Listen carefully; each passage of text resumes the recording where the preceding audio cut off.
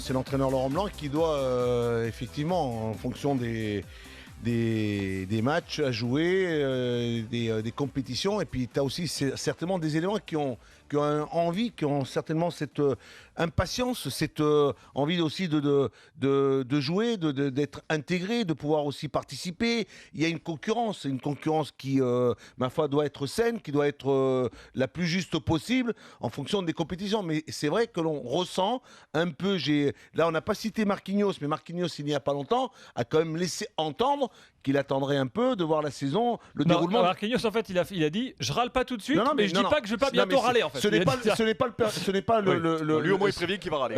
C'est nouveau concept. Non, je ne le vois pas râler chez ce garçon-là, je ne le vois pas. Il a une bonne mentalité. Il a une bonne mentalité, il attendra certainement de voir la saison, le déroulement de la saison, le temps de jeu, le nombre de matchs. Et puis bon, Eric, on est à un mois de ce match de Ligue des Champions, et on sait que certains ont envie d'être des titulaires dans cette équipe, ont envie de jouer, ont envie de participer, ont envie d'avoir de plus de temps de jeu. Il y en a qui sont peut-être certainement pas satisfaits. Tu prends le cas Sirigu, il ne doit certainement pas être content. Est-ce qu'on peut faire ça cas par cas, ou est-ce qu'on tu commences par les buts global? Je pense qu'on peut généraliser. Non, mais tu peux commencer par le but. Non, mais s'il y en a un si on prend sur les 5 qui doit être, l'avait dit, on l'entend jamais lui. Il avait dit, lui c'est qui joue pas. Il est content, il est à Paris. Tout c'est qu'il est sa bouteille.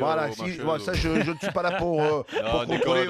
Je ne suis pas là pour en savoir plus sur ça. Mais sur le temps de jeu, on le voit jamais insatisfait, on le voit jamais râler et ne pas être content. Bon, mais sur Cavani, Pastore, on peut éventuellement que le fait de ne pas avoir été pris ou mis face au Real de Madrid, depuis ce Real de Madrid, ce match de Ligue des Champions, il en a subi les conséquences. Tu vois, on l'a subi marqué qu'il revenait d'une Copa América, il revenait d'une saison remarquable, on le sentait de mieux en mieux, prendre place, devenir un titulaire indiscutable. Et là, il s'est senti de nouveau être peut-être plus, depuis l'arrivée de Di Maria, parce que c'est l'arrivée de Di Maria pour ces 2-3 éléments, qui fait qu'ils perdent un peu je sais pas, une certaine confiance en eux.